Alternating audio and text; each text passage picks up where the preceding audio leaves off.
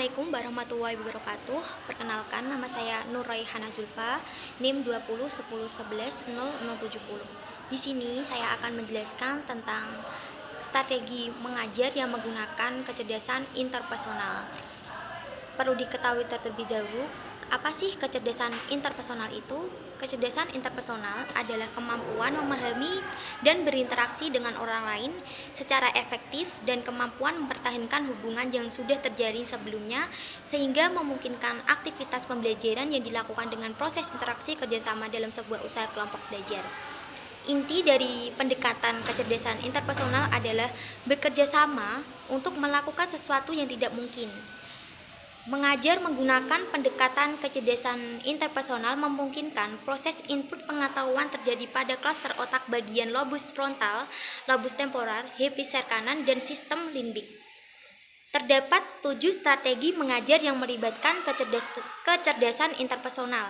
Yang pertama yaitu strategi kerja kelompok. Kerja kelompok adalah aktivitas kerja yang dilakukan secara bersama-sama dengan mementingkan unsur interaksi kebersamaan dalam menyelesaikan suatu masalah atau menghasilkan suatu karya.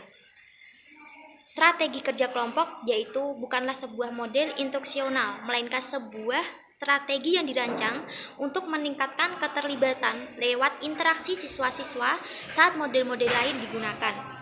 Kerja kelompok bisa digunakan untuk mencapai tujuan belajar tingkat rendah dan tinggi. Mempelajari fakta-fakta matematika dasar, nama dan tanggal dalam sejarah, serta simbol dan istilah kimia dalam sains IPA adalah contoh tujuan tingkat rendah. Sedangkan contoh dari belajar tingkat yang lebih tinggi yaitu salah satunya meningkatkan kemampuan pemecahan masalah siswa. Yang kedua yaitu membantu siswa memahami hubungan sebab akibat dalam ilmu sosial. Yang kedua yaitu strategi kartu soal. Kartu soal adalah jenis permainan dalam pembelajaran yang menggunakan media kartu yang disajikan berdasarkan nomor kartu pada kartu dan dimainkan secara berkelompok oleh beberapa siswa. Strategi kartu soal yaitu pembelajaran kartu soal merupakan aktivitas kreatif yang dibuat guru pada pembelajaran. Strategi kartu soal adalah memasangkan kartu soal dengan kartu jawaban sesuai nomor pada kartu yang dimainkan secara berkelompok. Dari strategi kartu soal menekankan pada aktivitas kerjasama kelompok. Dapat beberapa langkah-langkah penerapan strategi kartu soal. Yang pertama yaitu buatlah kartu soal sesuai materi bahan ajar. Yang kedua, buat kartu jawaban dan berikan nomor pada kartu jawaban dan acaklah nomor pada kartu jawaban. Yang ketiga, bagi siswa dalam beberapa kelompok belajar. Yang keempat, bagikan kartu soal pada kelompok beserta kartu jawaban.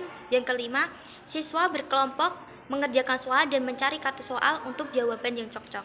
Yang ketiga yaitu strategi sosial drama, yaitu menurut Kamus Besar Bahasa Indonesia, sosial drama adalah drama yang bertujuan memberikan informasi kepada masyarakat tentang masalah sosial politik. Strategi sosial drama adalah metode holistik yang menggabungkan kemampuan mengingat, berekspresi, beraktivitas, dan makna sebuah peran dan jalan cerita.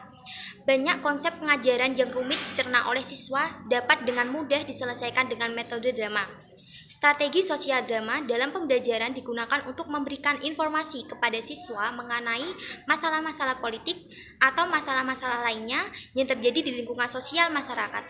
Salah satu contohnya materi ajar yang menerapkan sosial drama yaitu contohnya kerja di Kerajaan Singosari dan peralihan Orde Baru ke Orde Reformasi. Yang keempat adalah strategi memberi dan menerima. Strategi memberi dan menerima secara harfiah diartikan dengan gambaran ada orang yang bertindak sebagai pemberi yaitu memberi dan bertindak sebagai penerima yaitu menerima. Dalam bahasa Inggris dari pemberi dan menerima adalah take and give.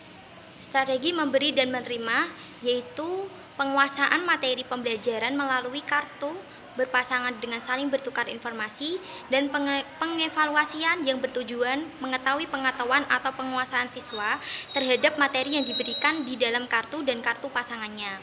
Strategi memberi dan menerima merupakan pembelajaran yang menuntut siswa memahami materi pembelajaran yang diberikan guru dan melalui teman lain. Pemilihan materi yang sesuai dengan strategi memberi dan menerima adalah materi yang mengandung informasi yang singkat, jelas, dan padat. Hal ini dikarenakan strategi take and give ini lebih menekankan pada unsur ingatan dengan materi yang ringan dan mudah serta membutuhkan pemahaman yang lebih cepat. Yang kelima yaitu strategi jigsaw. Secara etimologi, jigsaw berasal dari bahasa Inggris yaitu gergaji ukir. Dalam pembelajaran jigsaw mengambil pola cara bekerja sebuah gergaji atau jigsaw, yaitu siswa melakukan suatu kegiatan belajar dengan cara bekerja sama dengan siswa lain untuk mencapai tujuan bersama. Strategi jigsaw secara garis besar dikategorikan sebagai kelompok pembelajaran komparatif. Model belajar komparatif menitik beratkan kepada kerja kelompok siswa dalam bentuk kelompok kecil yang terdiri dari 4 siswa secara heterogen dan siswa bekerja sama saling ketergantungan positif dan bertanggung jawab secara mandiri.